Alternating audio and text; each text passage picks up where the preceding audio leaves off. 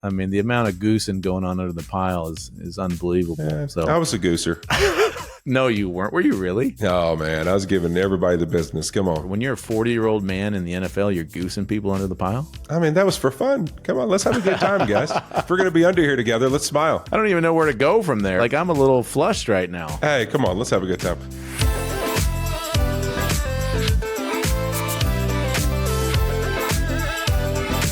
Hello, everybody. We made it. Episode 3. I'm Ryan Fitzpatrick, along with my big, bald, bearded buddy, Andrew Whitworth.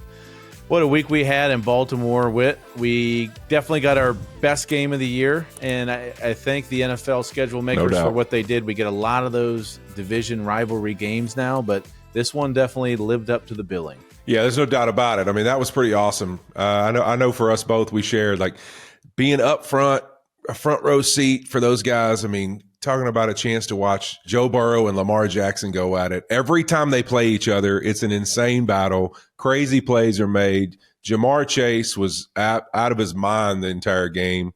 That was really fun. I think, Ron, it has to be probably the best game that we've watched up close in our 3 years. I mean, yes. That was insane. That was crazy. Yes. And, last year we had the same game, but that was when Joe hurt his thumb in, so that ended up being a huge bummer. But for those of you that don't know, we do the pre-halftime and post-game shows, and so we'll do the pre-game show on the field. We'll watch the national anthem. Usually we'll watch the kickoff, and then we hurry back into a green room somewhere in the stadium, and then we'll get out there for the 2-minute warning. So we get to see the last 2 minutes of the first half on the field. We'll do the same thing in the second half. Then we'll hustle out there. We'll get to see the last 2 minutes of the game, and if it goes to overtime, we'd be on the field for the game as well. And I'll tell you what, the star of the week was your son, Michael Whitworth. Just to kick off the week, he wants to be a marine biologist. We obviously do the National Aquarium, and your son is very polite, but the tour guide, he knew more about sharks than our tour guide for sure. Yeah, there was one point in the tour, he stops and goes, "You know what, Michael, do you want to lead the tour? Because you keep cutting me off in the middle of these presentations."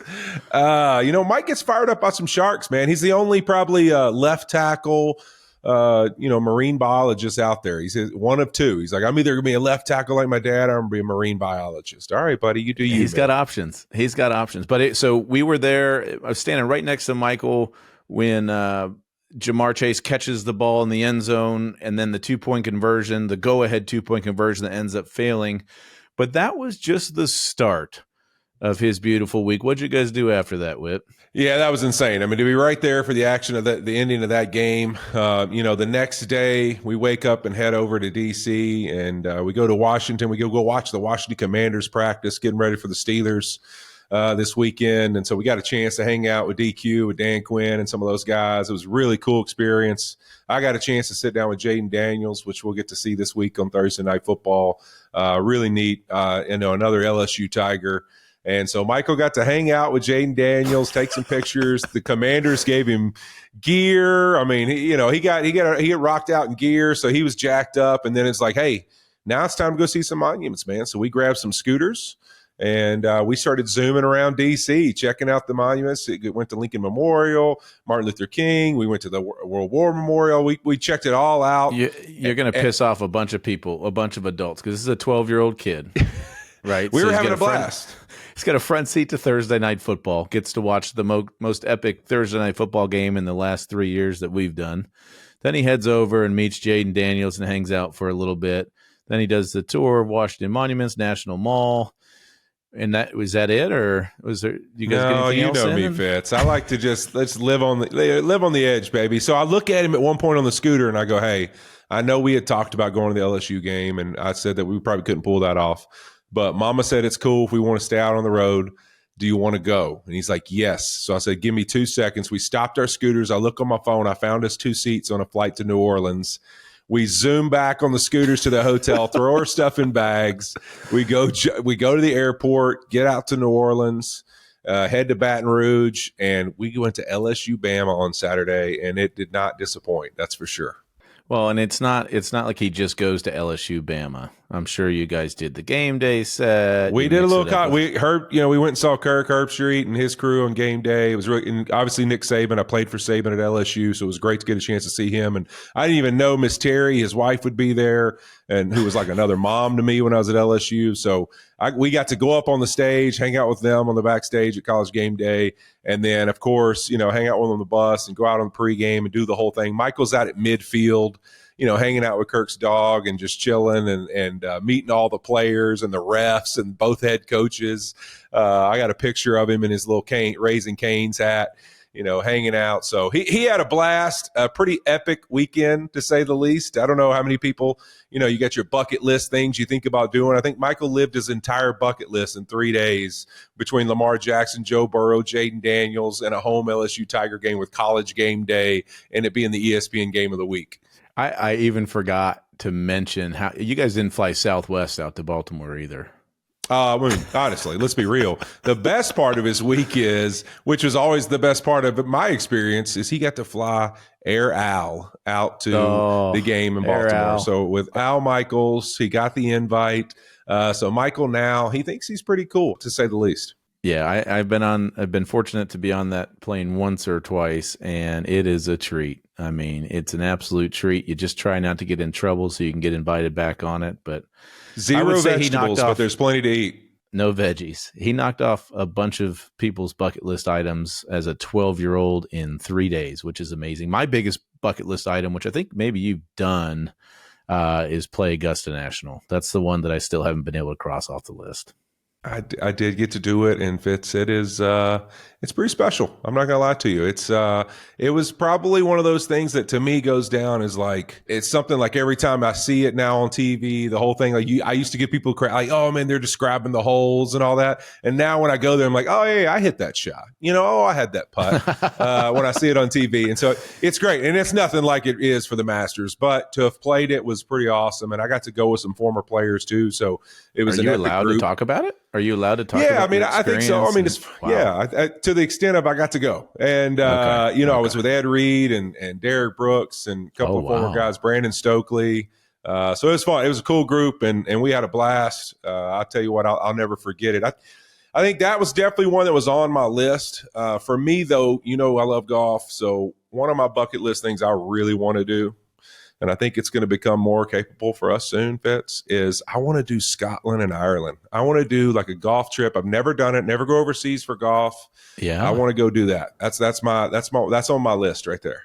Oh, I know some people over there. Do you? A couple people? I mean, I'm related to people over there. We just got to figure out who they are and where they are. But we could stop by the Guinness Brewery. We could do the Jameson Distillery in Dublin. Those are things I wanted to do too. Maybe check out some soccer. Like that one team, St. Pat's. Yeah, St. Pat's. Oh man, it sounds like an interesting club. I'd love to check them out. Very interesting. Sound like club, winners. I loved though Roger Goodell today when he was casually mentioning there's going to be potentially 8 international games next year. He threw in Ireland being one of them. Just casually passed off Dublin, Ireland as one of the 8 that's probably going to happen next year. I would assume that's going to involve the Pittsburgh Steelers. Don't know who else, but that one has a lot of people excited, which would be awesome. Yeah, I may or may not have shot off some communication to Roger today and just told him that I know 2 guys. If he needs anybody to come to Dublin when the game's there, we're in. Yeah, there's no doubt about that. So this is actually a quick fathering question for you that I'm curious about, because I go through this quite a bit, but Michael has the greatest week or weekend that a 12-year-old's ever had. We're all about staying humble here. So how as a father do you provide him with those experiences and then find a way to make him stay humble? Because I feel like that's a difficult thing for me sometimes with my kids. Yeah, that's going to be a challenge. The other part that we didn't include was probably the craziest for a 12-year-old is he also filmed, instead of Big Wit, Little Mike this week, he did Little Wit, Little Mike. And so dang good. Not only did he do it, he had some success. I think he's at like 12 million views on TikTok right now. No big deal. 12 million views for Mike. So speaking of keeping them humble, I literally text Melissa while it's right after he does the video and stuff and hear how successful it's been going on while we're watching the game. And I go, hey, listen, when he gets home, he's going to bring up YouTube channels and social media accounts. And he's heard all kinds of stuff this week. You tell him no chance, no way. I'm with you on this. We're tag teaming this, no chance. So he had a pretty epic. Yeah. But I think to me, Fitz, it comes down to, I know that he's going to live a life that I never experienced growing up, and he's going to get to do things that I never would have gotten the chance to do. But it's continuing to have, that's where that communication, man, good communication leads to great collaboration. It's like continuing to talk about those things and continuing to say, hey, man, there's a lot of people out there that don't get these opportunities. You need to take advantage of and be respectful of every one of these situations and making sure you stay humble and you understand, the best you can, because the reality is they're really never going to until they get out in the real world themselves and realize what other people's lives are like compared to theirs. I think that's one of the things that's always been important to me with community service, with sports, everything they do. I try to get them involved in places that maybe open their eyes up to the world's not the same way they live it every single day. And that's the best I can do. Now in football, I may take it a little too far, Fitz. I typically, the coaches know this about me. I line Michael up against the best players every game we play. Every practice, like the biggest kids. Love that. Because I know he's lean and he's not as big as them right now, because I want him to get trucked. I mean, I love it. I love it. We had a practice earlier this year. He got pancaked like 3 different plays in a row and one-on-one, and he's bawling, crying. He's like, Dad, he walks over to me. He's like, Dad, I suck at football. I'm so upset with myself. And I'm like, dude, just line your butt back up in there and let's go. Because it's all about it's not about whether you win or lose. It's about putting the chips back on the table and let's do it again. And he does it. And then by the end of the year, like, he learned to, like, I don't even care about that. I'm just going to give everything I got. And if I get beat, who cares? But I'm going to let it go. And I want him to have some of that adversity of everything's not going to go your way all the time. And so sometimes it's a little tough. It's hard because as a dad, I want to I'm going to hold on to him a little bit and like, no, let me put you in a good situation. But I think it's in its best to have some struggles time to time. Yeah, I do too. And I think you said it best, like the sports, youth sports and getting them in team sports and having them have to deal with some of that stuff. That is an easy way to kind of put them through the ringer a little bit, because they do. I mean, as parents, you always want to give your kids a better life than what you had. And sometimes I feel like for me and you, that goes a little bit overboard with some of the experiences they've been able to have. But to make sure that they still, keep the proper perspective is really important. And speaking of keeping the proper perspective, let's get back to this game real fast. Lions, I was just about to say, you want to talk about handling a little adversity. Come on, man. I'm on for me, and I'm going to make this all about me. Every time a quarterback starts throwing picks, 2 picks, 3 picks, 4 picks, I'm just sitting there watching the broadcast, especially in these Sunday, Monday night broadcasts, going, don't bring me up. Don't throw another one. Don't throw another one. So Goff, don't say my name. Goff gets to 4 picks. I sent out a tweet that's basically like, oh my God, here we go. And I literally took my kids up to put them to bed because I didn't want to have them hear how many interceptions I threw in whatever game. And he throws his 5th pick, and they throw Tirico and Collinsworth throws Stafford under the bus and Jameis under the bus. Oh, last 2 guys to throw 5 picks. And then I'm like, oh my God, I'm probably the last one to throw 6 in a game. And they even jumped to 7. They jumped to 7. I was like, they skipped him. They skipped him. I was so happy when they jumped to 7. I was so happy. I didn't think I missed it, but I was on pins and needles for the rest of the game, even when the game wasn't great. But it ended up being what a phenomenal contest that was. The Texans showed up early. Obviously, didn't score any points in the second half, but their defense played really hard. But again, Dan Campbell, and for all those Lions fans, one of my best friends and a roommate from college, huge Lions fan. That's a game, in the past, they always lose games like that. That doesn't happen to the Lions. Yep. The Lions don't win those games when they throw 5 interceptions and they're down by 15 points. But this is a different Detroit Lions team this year. It is. And I think Fitz, one of the cool things talking about Goff, though, on those 5 picks is I just talked about how we're sitting here discussing how we put our kids in situations. They weren't going to grow up like us. They got to know what adversity is. I think of Jared Goff, like his dad played pro baseball. Like he grew up in California. He goes to Cal. He gets drafted by the Rams. He's a top pick. Like all these things go his way. And then he gets traded, blindsided with this trade to the Detroit Lions. He is destroyed. He's talked about it plenty. He's crushed. Yeah. But what does he do? Everything in his life's kind of panned out exactly how he'd hope. He's had all his dreams come true. And then all of a sudden, boom, the carpet gets pulled out from underneath you. How you respond in adversity tells everything about your character. And now he's embraced the city of Detroit. They've embraced him back. They've fallen in love with him. He's been balling out of his mind all season. And tonight was just one of those nights. You look at the success he's had over the last 6 games, it's been insane. And then it's that night where, you know what? I can't hit a 3-foot putt. I can't there's no way I can make a putt. Put it 2 feet, 3 feet. It ain't going in the hole, those right? Putts anyway. You don't take 3-foot those putts, up. but keep going. Listen, if we're putting those, I'm going home. That's what I usually tell my group. So all those are gimmies. But my point is he could get it right. But what do? You just keep playing. You stay with it. Your team believes in you. The head coach believes in you, and they've built just really honestly a culture and an atmosphere where they really truly feel like no matter what happens in a game, they can win it. And that's, I think tonight, Goff throwing 5 picks, them finding a way to beat a Texans team that is a good football team, especially on defense, just really tells you that this Lions team, man, they are for real. Like when people say, hey, they got a Super Bowl chance, this team is for real, because you don't win games like that unless you're a really good football team, because you've got to make up for that somewhere. And it's very rare to see a team throw 5 picks and win a football game. No, that was insane. And the other adversity I enjoyed, watching James Houston out there. Ooh. First half. That's the kind of adversity I was feeling after that gumbo on Saturday. I mean, you know what I mean? It was tough. I mean, they were making gang tackles, and there was one guy with a yellow streak in the back of his pants. That's the problem with wearing white pants, too, by the way. It doesn't hide anything. That's every O-lineman's nightmare.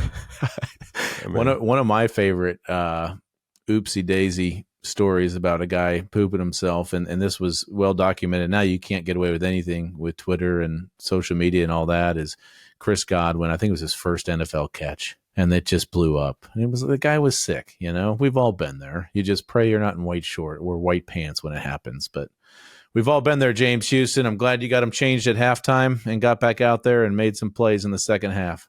That's right, man. Hey, listen, you got to respond, baby. Just keep it moving. Keep it moving. Okay, what else? I tell you what, Whit. Russell Wilson. Oh, don't do it to me. I'm Russell wrong. Wilson. I'm wrong. I had my chance a couple weeks ago. I said it. That we on our set. We talked about, do you want Jaden? Do you want Russell Wilson going forward? Do you want to go with Justin Fields? I said, give me Justin Fields. I don't want Russell Wilson. I was wrong, Fitz. I was wrong. But we saw. I think we all kind of thought the same thing. I think.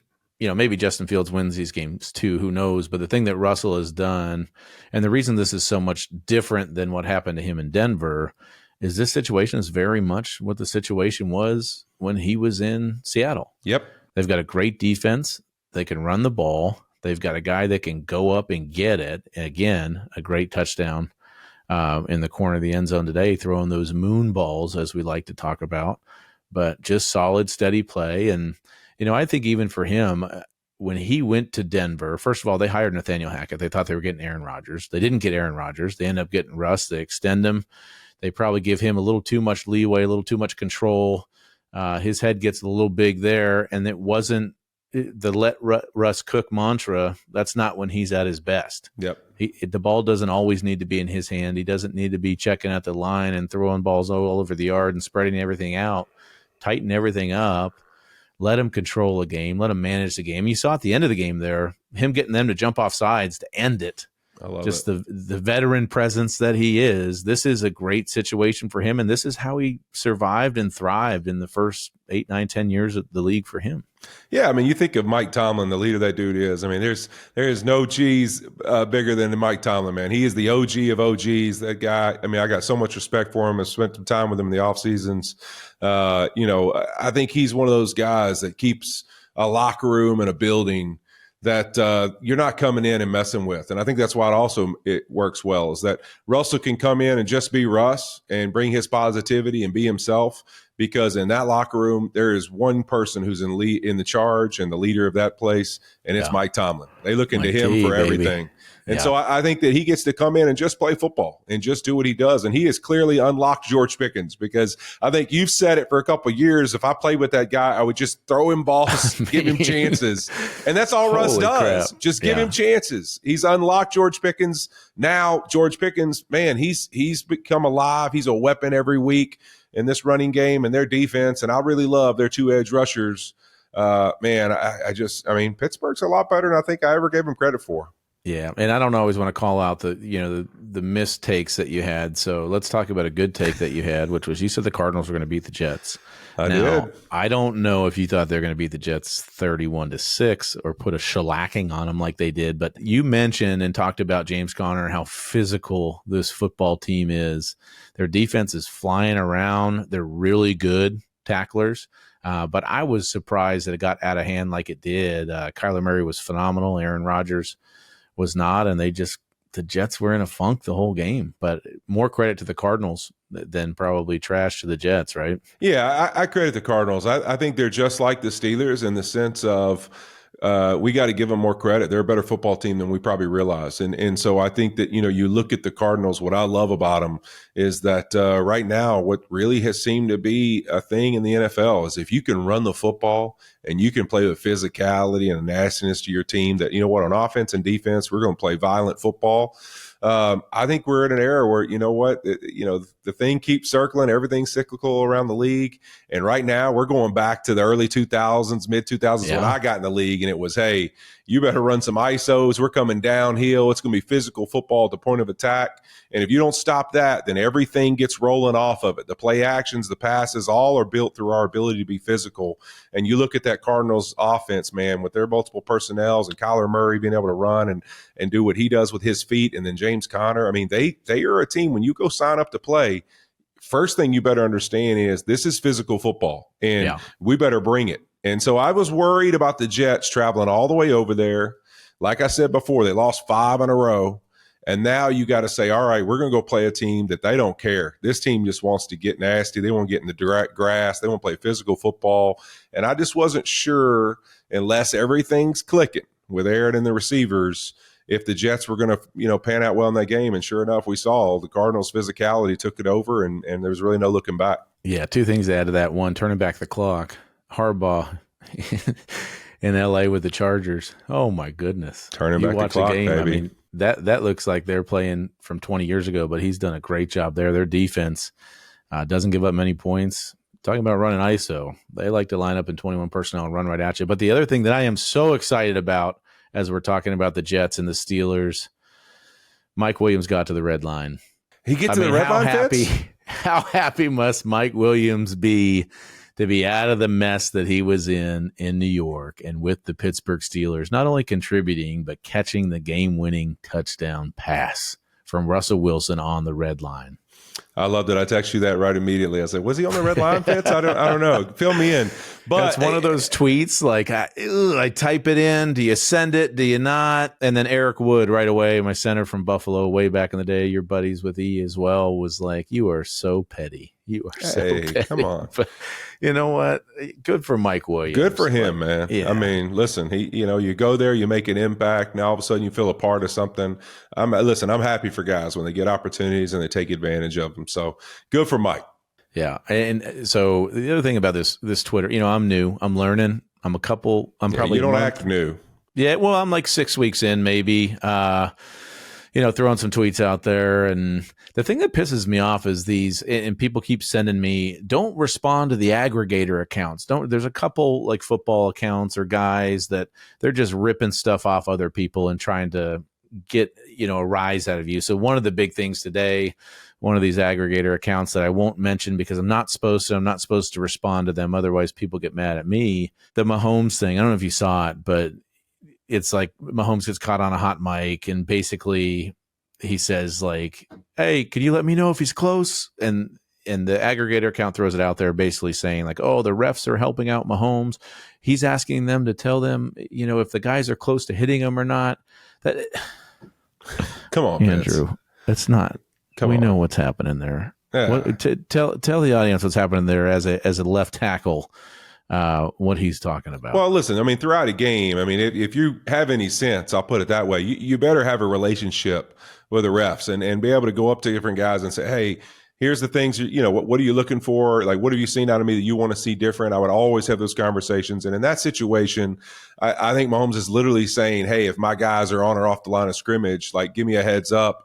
Like, we want to do it right. If the tackles are deep, if they need to scoot up, if a receiver's miss a line, like, just give me, let me know if we're close, and I'll make sure I say something about it so that we're on the same page. And that happens in every game. I mean, I'm going to talk to the umpire and say, hey, man, he's going to come up to me and go, hey, Whit, that last one, your hand was a little outside. And I'm going to say, hey, next play, I got you. I'm going to get it inside a little more. Or you got to move your feet if your hands are going to be right there, those kind of things. And then sometimes they call it and they come back and give you some feedback and you go, all right, cool, I got you. And so I think that was literally a situation where it has anything to do with, one, you're not hearing that anyways, because listen to me, I've gotten beat plenty of times and I scream, get out of the way. And the quarterback still gets blown up. So right. It's still a sack You didn't fumble. Get beat that much, but yeah, I get I know, I'm lying. But anyways, it has happened. I will say that. And so, they don't hear. So there's no way that it's a ref yelling at him, a guy's close to you. Like, come on, people, let's use a little common sense. I get it. We get mad. The Chiefs get some calls. I actually at times think they do get a little bit of, there's some times where I'm like, all right, come on now. Let's see this call be a little called more often instead of in these situations. But I am not going that far. That's too far. It's too far. And I don't know if that surprises people to hear that, like, players have relationships with the refs, because it is. I mean, you're working together. You got to tell them certain things. If you go back to, the whole skipper thing with the Lions, like, there's certain things even before the game, you'll meet with them and you'll say, look, we've got some weird plays. We want a guy to report here. We've got something weird on special teams. We just want to give you a heads up so that you're aware of what's happening. And even throughout a game, for me, it's like, okay, look, that's the second time Max Crosby's hit me in the head. So just keep an eye on it, please. If I was playing Christian Wilkins, I'm always going up to the ref and I'm saying, look, if this guy's going to check my oil under the pile, can you at least, like, take a look here and try to find it? We saw it when he was at Clemson. He's always messing around. Don't do that to your boy. Don't do that to your boy. I love you, Christian, but oh my goodness. I mean, the amount of goosing going on under the pile is unbelievable. Yeah, so I was a gooser.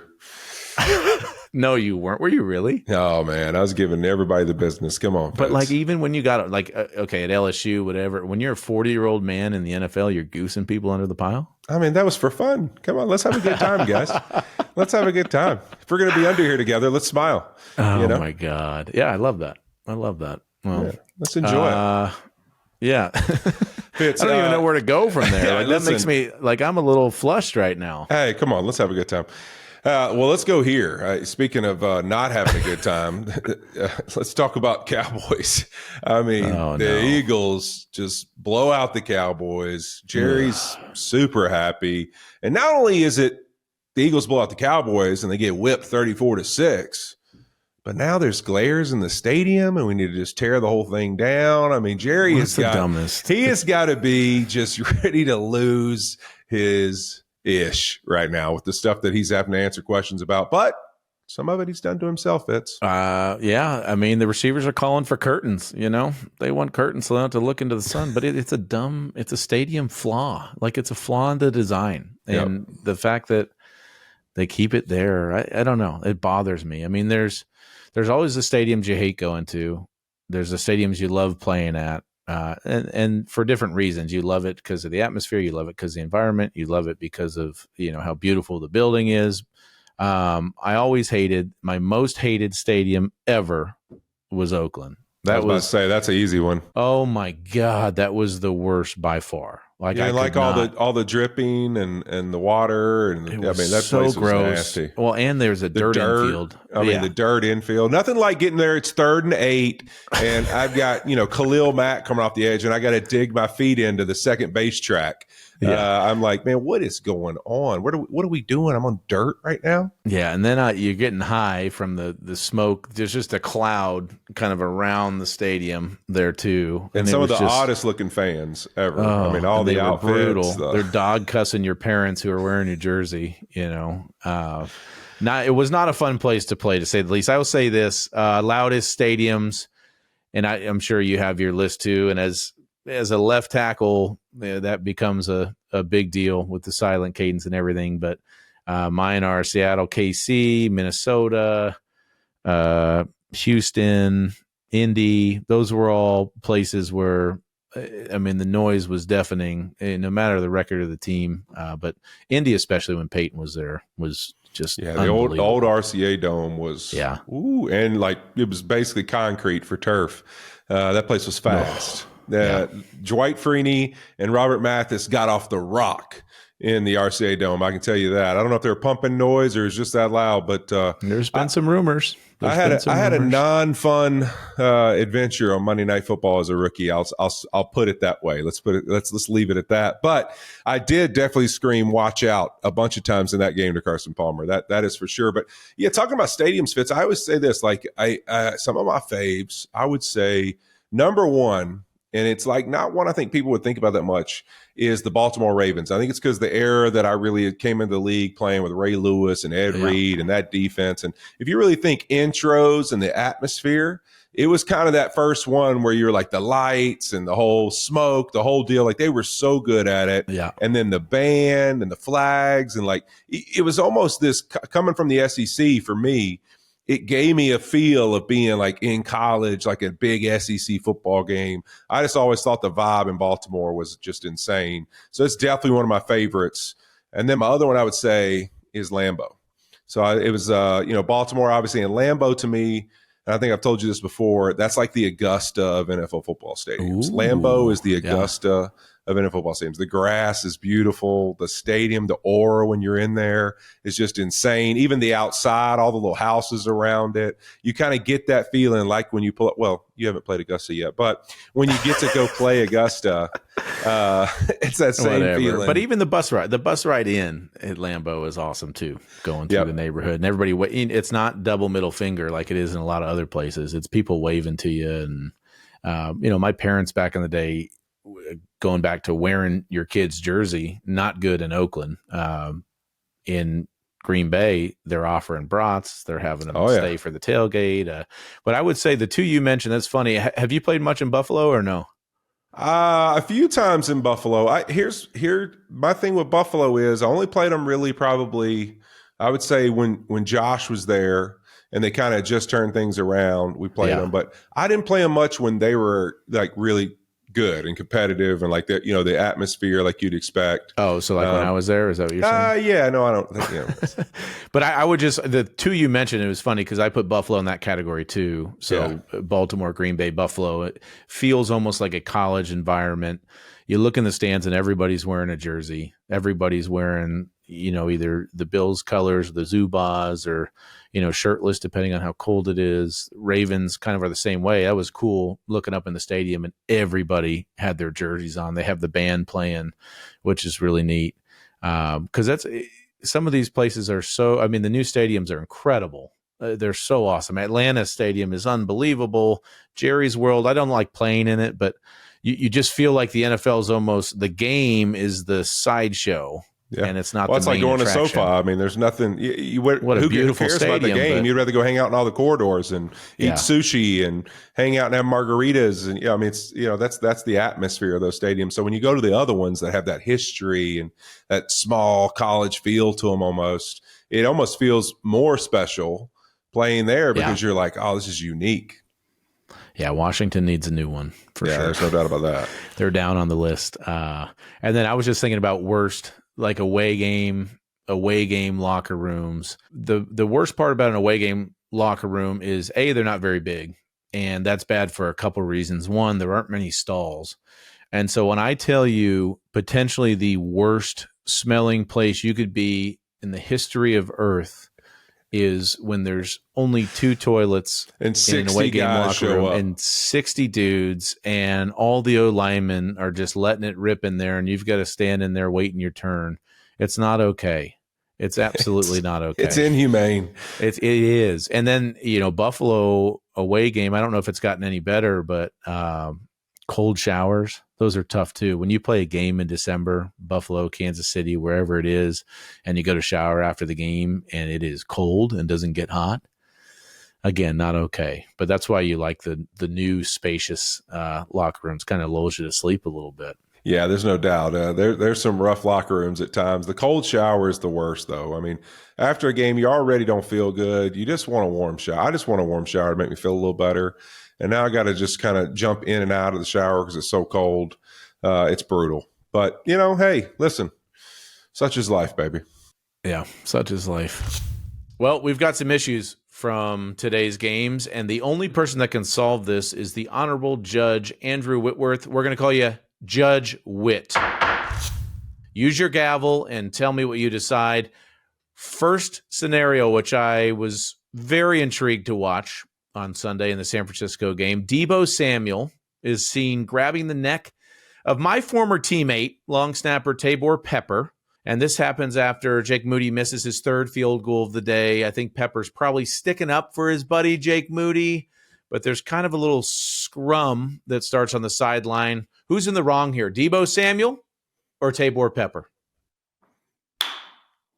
Well, let me tell you, Fitz, first and foremost, I would say this situation, grabbing the neck, it looked a lot more like a punching of the neck and kind of a little bit of an arm extension by Deebo Samuel. I would say that would be a foul. It's a little too aggressive.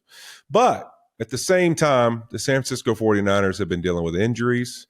They've been dealing with things that just haven't been going their way. Jake Moody had already missed 3 field goals in the game.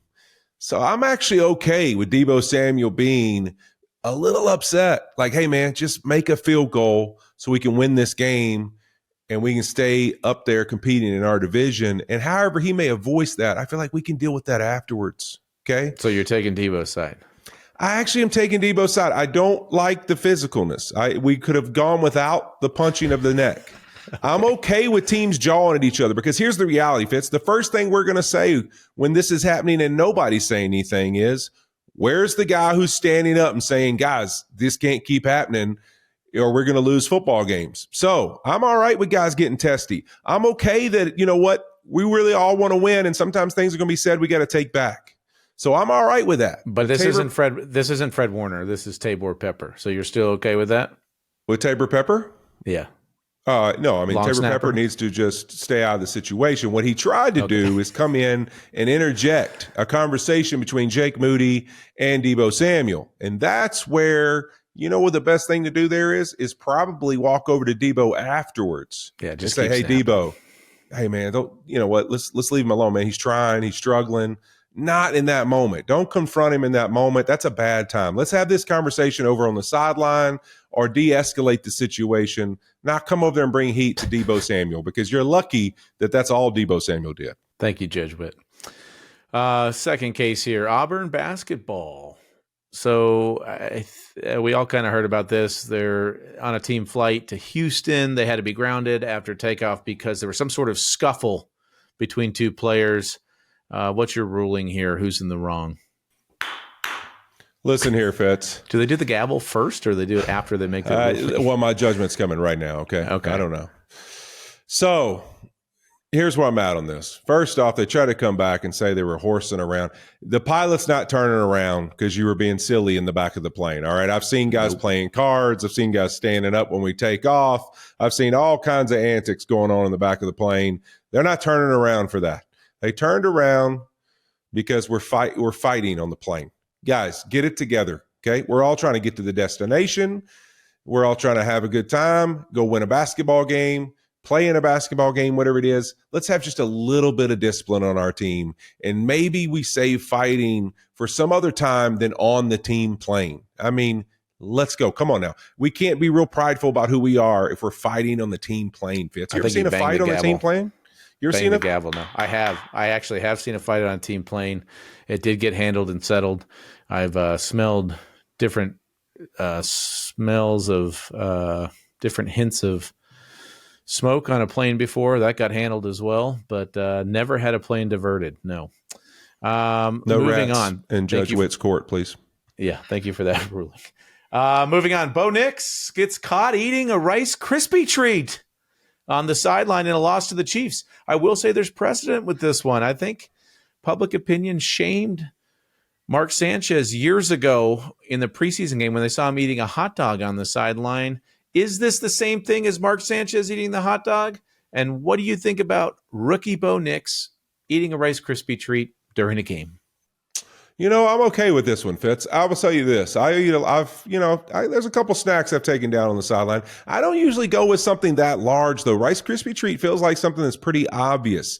I always would go with like a Gatorade chew, one of those little sugar chews. Yeah. I love to chew gum. Fun fact, I never wore a mouthpiece when I played. I always chewed gum. So me too. I never wore one either. I love to chew gum. And that was my deal. And so every now and then I do a Gatorade chew, but no real food. Sir Fitzpatrick, did you ever have food on the sideline? So I would. And the only reason I hated eating the food on the sideline was because I just spit out my gum and then put new pieces in. I'm curious, I was a double bubble guy. What kind of gum did you chew? Juicy fruit. Juicy fruit. See, I needed more. I needed more of a big time chew. I would go 2 pieces of juicy fruit. And the equipment manager would keep it for me. I would never put it in until right for opening kickoff. He would run over to me, hand me my 2 pieces of juicy fruit, and it was game on. So this is why I love equipment guys, because obviously it was on a lot of different teams.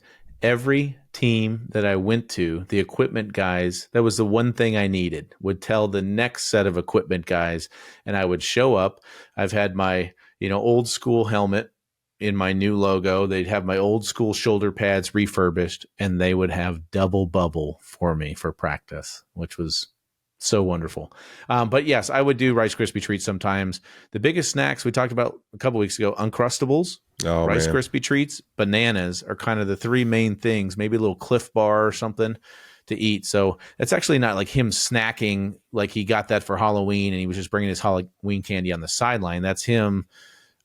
You're more of a nutrition guy. What carbs? What's in there that's helping him out to give him energy? I don't know. Sugars and carbs, just giving a little boost, getting just a little sugar in his blood, get his energy up, get him going a little bit. It's the ability to sustain late in the game. But you know what? The real truth is, some guys just like eating a snack on the sideline. Let's be real. Yeah, that's me. All right, the last one, which I was so excited about, and I already know, I don't even know why I'm asking you, Judge Whit, because I know what your judgment is going to be. Josh Allen has a beautiful touchdown run today, and Colts DB, a little extracurricular, kind of throws him down. Josh may have, acted a little bit and done the little LeBron, but Spencer Brown runs over there and gets in the dude's face. I don't know what he said. I'm guessing you could probably give us, a nice little preview of what you would say in a situation like that, but he gets a 15-yard penalty, which if I'm a coach in a meeting, hey, look, that hurts our team. We've got a more difficult extra point to hit here. Are you in favor of Spencer Brown running over there and getting a penalty, or should he have left it alone, help Josh up, and walk back to the sideline?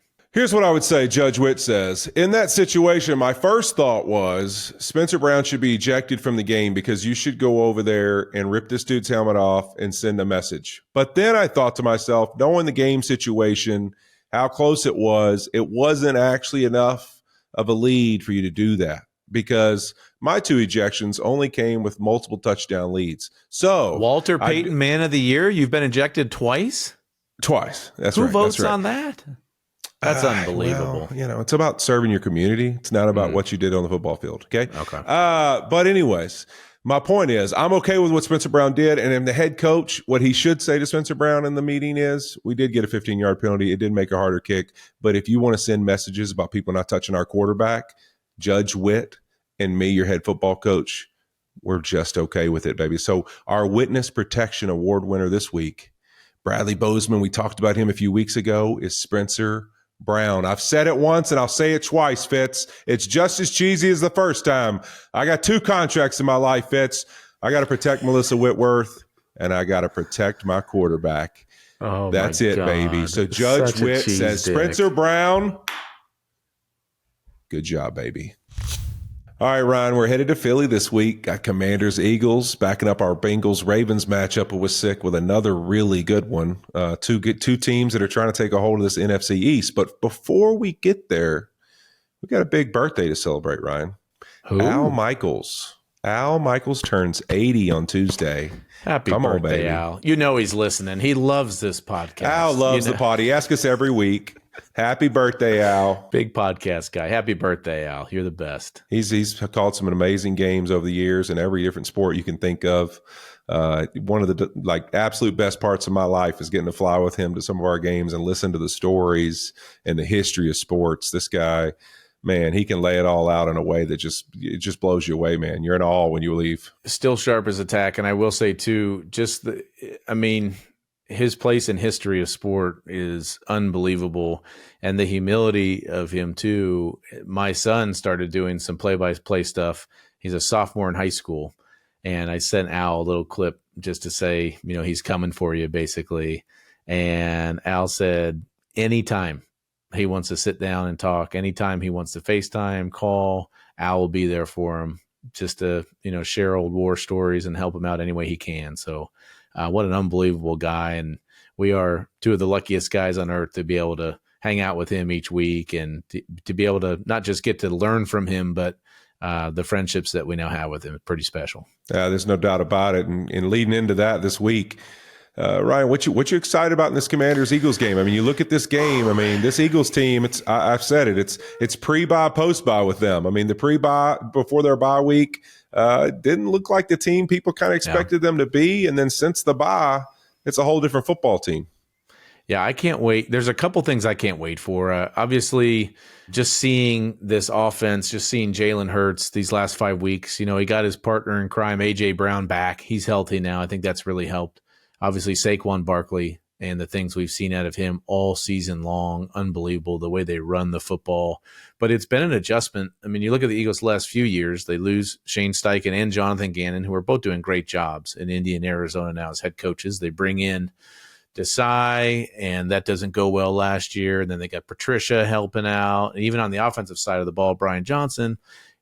Fast forward to this year, turnover again, and Kellen Moore comes in, Vic Fangio comes in. So this thing, it takes a little bit of time. It's taken a little bit of time with Kellen Moore, but what I liked and what they worked on in that bye, we've seen Jalen Hurts a lot more playing from the pocket and trying to step up through the middle of the pocket rather than, I feel like every time you watch an Eagles game, especially the last few years, when he feels uncomfortable, he escapes the back of the pocket. He throws it away out of bounds to the right. And that's something that's really changed in the last 5 weeks. He's playing more from the pocket. He's making the throws from the pocket when he has to, but he's stepping up into the pocket or taking off rather than doing the old, hey, I'm going to leak out to the right and throw the ball away. But the thing I'm most interested in, and I can't wait till we do our walks and we talk to some of the fans, because that's, one of the best parts about us traveling is being able to get out there. And obviously everybody knows who you are, being 6'7" and big and bald and beautiful. Nick Sirianni. I'm just so curious. Like, this team is 7-2, and I feel like they want to fire the coach every single week. And they're sitting at 7-2. They blow out the Cowboys. Temperature check on Nick Sirianni. That's what I'm looking forward to. Yeah, I agree with you, Fitz. It's an interesting part of it because you look at this team, and it's the coordinators obviously come in and before the bye, you really weren't seeing it, but ever since then, Vic Fangio has clearly got this defense playing. Since their bye, they're one of the top units in the league. They've been able to turn the football over. They've been getting the quarterback. They've really been a great group, kind of led by this defensive front, obviously. And then offensively, since the bye, they're leading the NFL in rushing yards per game. Saquon Barkley's been unbelievable. Jalen Hurts has got 8 touchdowns rushing, 8 touchdowns passing. They've looked more like the team probably 2 years ago in 22 that started 8-0 over these last 5 games. But what we don't know is in 22, they took that start and they went to the Super Bowl, right? And they ended up falling short. But in 23, they started 8-1 and they lost 6 of 7 and just dove off, right? And so what team do we have here? And I think Nick Sirianni comes to the forehead of all this because the antics and some of the things we see, the chipping at the fans, when they're in Cleveland, there's some of these moments where there's really not a better word than just a little bit of immaturity in like, hey, man, you're the leader of this football team. Right. You got to understand that when things get chippy, when the adversity's coming, and you're going to face it in this league, I don't care who you are and how it's coming. But how you lead, the example you set each and every week of how to do those things. What happens when you have the bad game and one of your guys is chipping with the fans instead of focused on the football game, or one of your guys is more worried about arguing amongst each other or with the fans instead of what it is to go win this game? To me, that's what you saw this week in the Detroit Lions. As bad a game as they could have as far as from a standpoint of executing, but they just stayed together. They just kept saying all the right things, and they find a way to beat the Texans. For the Eagles, I want to see what adversity looks like. And your head coach hasn't seemed to handle some of that pressure well. He seems to make mistakes and go with irrational judgment at times. And it's like, man, what a talented group. But your leader's got to be your leader, and he's got to set the example. And I think that's what makes people nervous is, can he do that throughout the year and put this team continuously in a position to win? Yeah, and I think Dan Quinn's doing a great job of that right now and putting his stamp on the Commanders team. But that being said, that maturity word, they fumble on the 1 yard line today, getting ready to go in and score, and then jumping off sides to not give yourself a chance to get the ball back in a situation where it's a hard count. They don't even have a play called and they're taking a timeout. Some of those things when you're a young team, unfortunately, you have to learn as you're going through these games. You can't teach every situation. You try to do your best, but when you have a lot of young guys playing, then you have to learn the hard way sometimes. And the Commanders are going through that a little bit right now. They've been the story, probably the story of the year in terms of surprise team and how they're playing right now. Jaden Daniels, I can't wait to see him in person. His film's been unbelievable, but it does feel like it's slowing down a little bit. And what worries me about that is the Cliff Kingsbury stuff that happened in Arizona, where they always started off hot and then they kind of tapered off at the end of the year as teams got a feel for them. And we'll see, these division games, you never know how they're going to go. And again, that's why Thursday night football schedule, we're so thankful because we get another division game here. But who would have thought at the beginning of the year, Whit, these teams are going to be 7-2 and 7-3 going into this game? I mean, this again, we last week probably had the best game of the week, having the Bengals and the Ravens. And this week we may have the same thing. I know the Chiefs and the Bills are playing this week, but this Eagles Commanders game, I mean, thank you very much, NFL, because I feel like we earned this from the first year. We definitely earned it from that Colts Broncos game. We've earned all the great Thursday night games we can get. That's for sure. 12-9, yeah, 12-9, baby. But listen, yeah, you're right, and I think I'm excited to see, because you talk about some of those mistakes they made. But I know Dan Quinn, the leader he is. I got to get a chance to go to practice on Friday, and just you get to talk to some of those guys and the culture, the atmosphere of what Dan Quinn's doing, the belief they have in that young quarterback in Jaden Daniels, and really that entire roster, what they're capable of. I mean, you look through their walls, it's about being at their best and they're being a warrior and handling the moments and all these things that you can see he's preaching them about. If there's any team I trust to respond to that the right way, it's a Dan Quinn-led team, because he's a special human being, and it always seems to have groups that play extremely hard for him. So I think this is going to be great.